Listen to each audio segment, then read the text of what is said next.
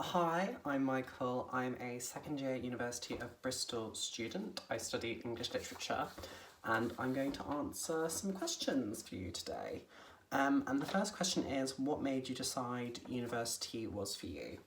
So for me personally, I've always thought that I wanted to go to university since I was very little, since I was probably 7 or 8. It's always been something that's been in my life plan, something I expect to do.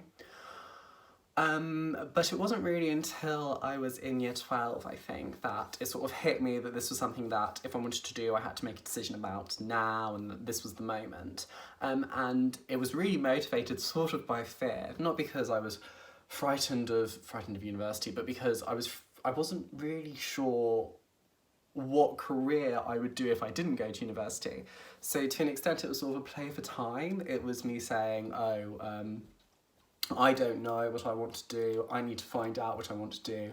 I think a really good way of finding out what I want to do is going and experiencing a whole new city and a whole new place. And that was another massive motivator for me, was this idea of going away from where I'd grown up and getting to go and explore a whole new city full of people that I'd never met before. That was really exciting, and I really thought that would be a good time. So I was motivated because, sort of by fear, because I didn't know what I wanted to do and I wanted to find out what was available for me. And also because I thought maybe getting a degree might open up some other doors, give me some other options. And then also I was motivated by this idea that it was going to be a good time, that I was going to be able to go and have loads of fun. So then the next question is, how did you manage moving to a new city? Okay. So having just cited moving to a new city as being one of the main reasons why I really wanted to go to university, I'm going to have to come a little bit clean and say that it's very stressful. And even though it is loads of fun and it is an amazing opportunity that I don't think anyone regrets, I think everyone's really happy they went and did it. Everyone that does it enjoys it, I think, as far as I can tell. It's still stressful. It's still scary to leave your family, to leave your friends, to go to a place you don't know that well, and then just sort of try and live your life there. The way that I managed it and the way I would advise people manage it is familiarise yourself with the city. So before I obviously go to Bristol, and before I went to university, before my term started, I'd been to Bristol a couple times. I'd been obviously for open days, for applicant days, but I didn't just sort of stay in the university and familiarise myself with the campus. I made sure to sort of see the whole range of places. I went into the city centre, I went by the docks, I did all of that sort of stuff. So you sort of, you know where you're going. So then you're not sort of wandering around completely scared, completely lost, thinking, oh my God, what is this? No, you know where the shops are, you know where you can find good clothes, you know where you can find good jewellery, you've got an idea of the city, and I think that's really important, and that makes the whole thing a lot less intimidating, as opposed to going somewhere and just immediately getting lost and immediately wandering around. But that, even in itself, can be fun, and I think this is the next part of how I managed it, and my next sort of advice bit.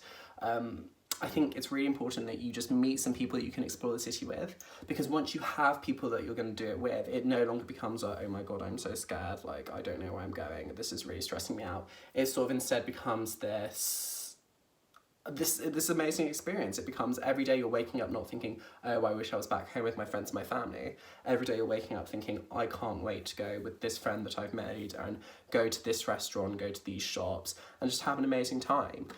So I think that's the best way to manage it, is to familiarise yourself before you go, and then find people that you can just get to know the city with, because that's a really massive highlight for university. Then the next question is, how did you choose your accommodation? So I got a bit lucky in that I knew somebody who was in the year above me at university. So when I was picking my university accommodation, I was able to sort of ask them for the lowdown, if you will, and say like, oh, so what university accommodation does what best, and which one should I pick, and if I want this, should I go with this one, if I want that, should I go with that one? And they were able to really help me. So that I got lucky in that respect. And then the other thing that I did is I obviously had my little chart of okay, this much money for this bedroom, this sort of money for this bedroom, this one was most recently refurbished in this thing. Pay attention to that, because if you can get a recently refurbished accommodation, or even a recently built one, you've had an absolute coup, because it's a world of difference to the bathrooms, it's a world of difference to the bedrooms, it's all that. Pay attention. I also was very particular. I wanted as close to a double bed as I could get. I didn't manage a double bed, I got a 3/4 bed, but that again was an absolute steal, because I was not willing to be on a single bed. I'm not trying to sleep on a single bed at 18, no thank you, I'm alright. So yeah, pay attention. That's what I did. I paid attention to those sort of things, and I got some advice. And then the next question is, what advice could you give people looking for accommodations? So sort of that, again, that, insofar as if you know someone that has gone to that university in a year or a couple of years above, definitely like hit them up, ask them some questions. No one's going to be mean about that. No one's going to be horrid about that. We've all been there. We've all had to find out, we've all had to make our decisions, and everyone will be willing to help, I'm sure. And even if you don't know anyone, if you could, I don't know, maybe message people, even if you don't know them, I'm sure if you reach out and ask, they'd be more than happy to help. But if that's not an option for you, I think the most important thing to do is really just have in mind what you want. Like, know what it is that you want out of university accommodation. Do you want your accommodation to be sort of refuge from everything that's going on in university? Or is it a place, do you want to be part of the action? Do you want to be able to just go down the street and get into a club? Or do you want to have to take an Uber? Do you want to have to take the bus? Knowing what you want is the most important thing, and have that really firmly in mind. So yeah, my advice would be, see if you can get someone who knows advice, and also know what it is that you want out of university accommodation. And then the last question, I think, is, what do you wish you knew before starting university? And for me personally, nothing really stands out. There's not a thing that I think, oh, if I'd known that, my university experience would be totally different, I'd have had a much better time or a much worse time. There's none of that, because I think part of the fun of university is the surprise. You don't know what's going to happen, and you can spend hours and hours trying to familiarise yourself with the idea of it, but it's always going to be surprised, because the best bit about university is also the biggest surprise, and that's the people that you meet. And you're always going to meet people you really like, as much as you're always going to meet people you might not necessarily like as much, but you have to sort of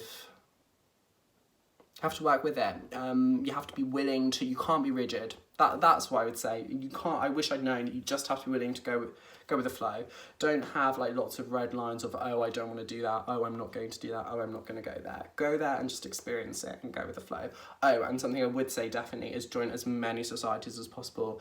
They are the bread and butter of university. I mean, if you study a really intense degree, this might not be the case, but for me personally, I study English literature, and I have a fair bit of free time, and clubs and society is the best way to fill it up. You'll meet people that will go with you through the whole experience, and it's much easier to drop out than it is to join later on. So join as many as you can and leave the ones you don't like. That would be my advice. And yeah, I think that's everything. So yeah, hope that was helpful. Bye.